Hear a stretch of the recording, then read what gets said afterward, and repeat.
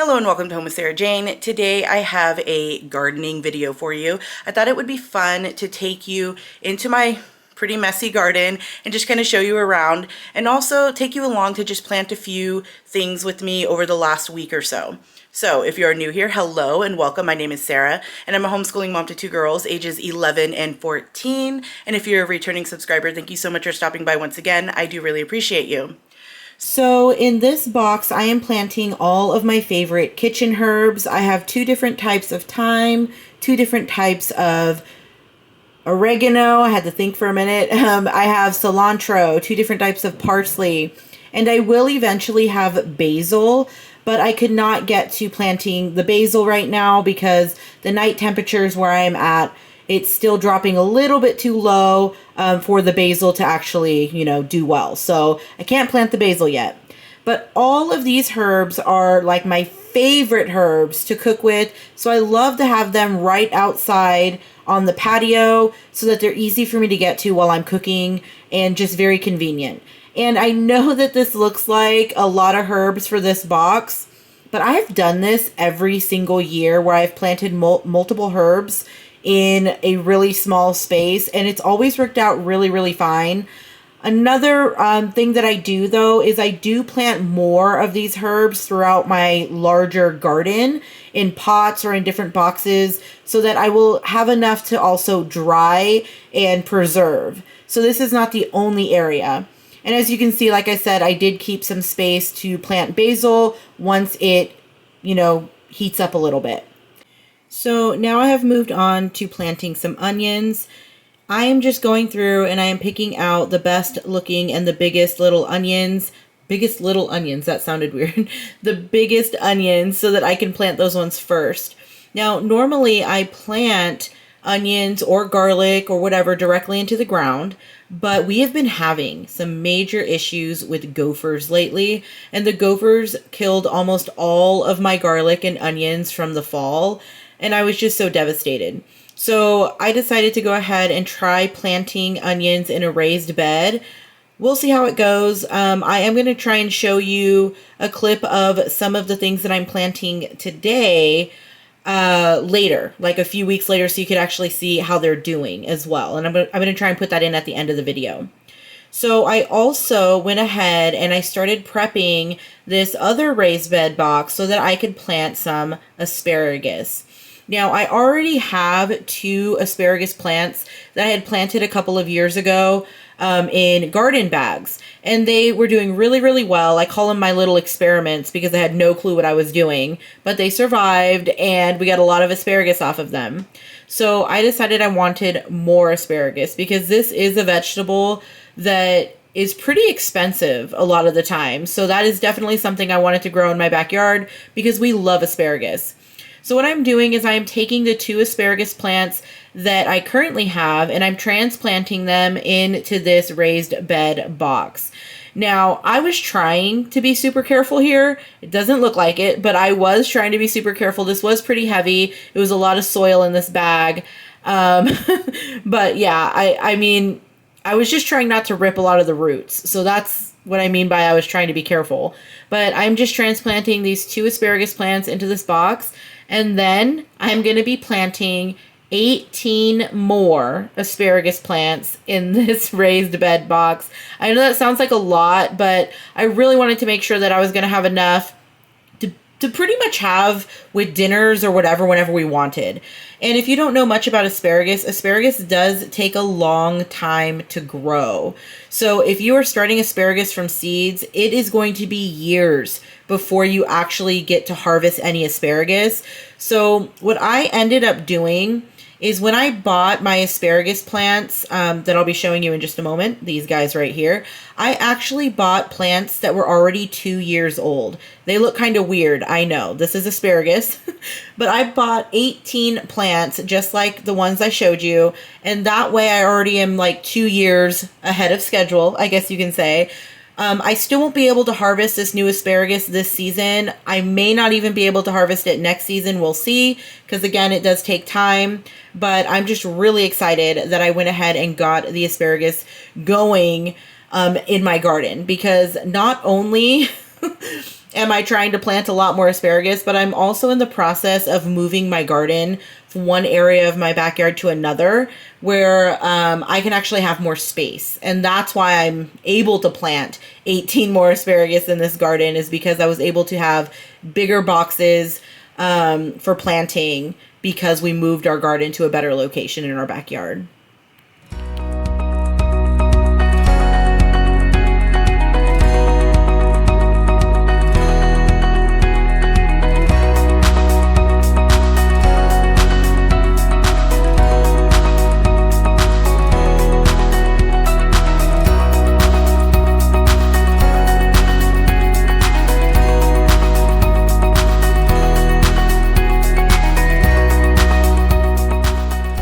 So these are new to me this year. These are pop-out reusable seed starting trays. So the bottom is silicone, so you can easily pop out your plant. And they do have a tray at the bottom to catch water. And as you can see, each one has 16 little sections. And I decided to fill each section with broccoli. So there's 32 broccoli plants that I'm planting right now. And once these get large enough, I will transplant them into the main garden. Broccoli is one of my favorite things to grow because this is one of the vegetables that just tastes so much better when it's fresh from the garden.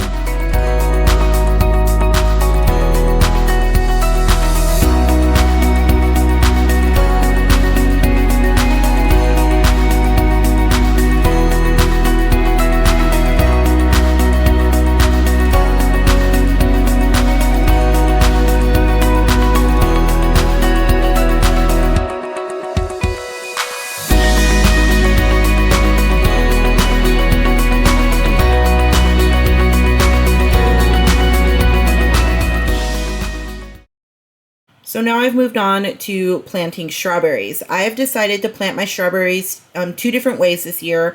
One of those ways is going to be in these hanging baskets, and the other is going to be in a raised bed in my main garden. Last year, all of my strawberry plants were destroyed by ants. The ants were just super brutal last year in the garden.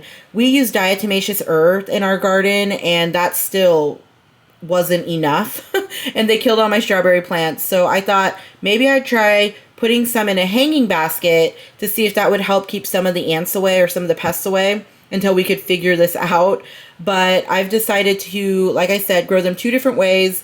I'm going to be hanging them in these baskets that you see in the background, and also having a box in my garden where I could grow them as well. So here I am trying to figure out where I want to put these tomato plants. I ended up buying 13 tomato plants, and they're all different varieties, but I found these tomato plants fairly cheap at grocery outlet. So I was super excited, and I bought 13 of them. I have been growing my tomatoes this way vertically for the last couple of years, and it has worked out so wonderfully. I mean, the tomatoes just did so amazing. It helped with a lot of diseases. It helped me keep a lot of the tomatoes up off the ground, and it was just, our tomatoes last year were amazing. If I could find a picture of our tomatoes last year, I'll try and insert a picture, but they were just so fantastic last year that I decided to do the same method this year with planting them vertically against this little fence piece. I don't know what to call this.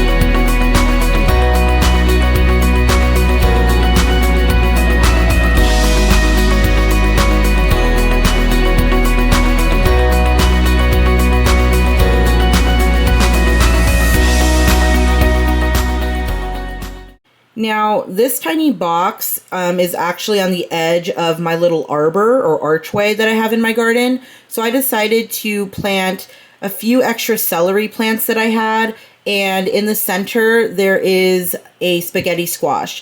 Spaghetti squash, if you're not familiar with the plant, they do vine. So I'm hoping to kind of vine the spaghetti squash up the little archway I have. Now in here, I'm planting some flowers. This little container thing, flower thing, is actually on my patio. So I decided to throw some flowers in here. I'm planting some petunias and some marigolds. We love using marigolds throughout our garden, so I am trying to plant a bunch of them in here that I can use for like oils and things like that.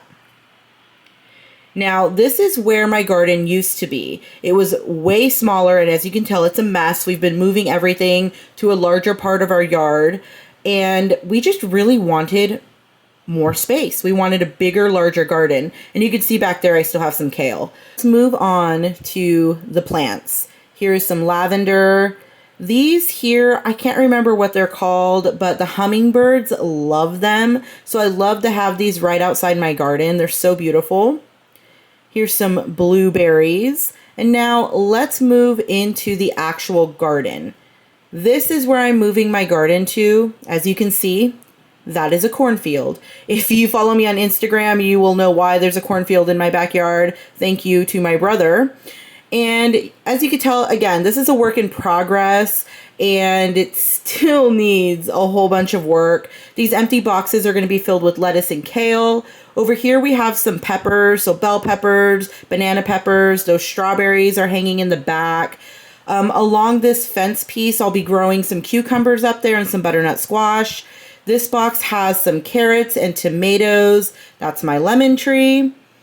And throughout the cornfield, we are also growing zucchini, yellow squash, and beans. We do grow beans up our corn once they get large enough.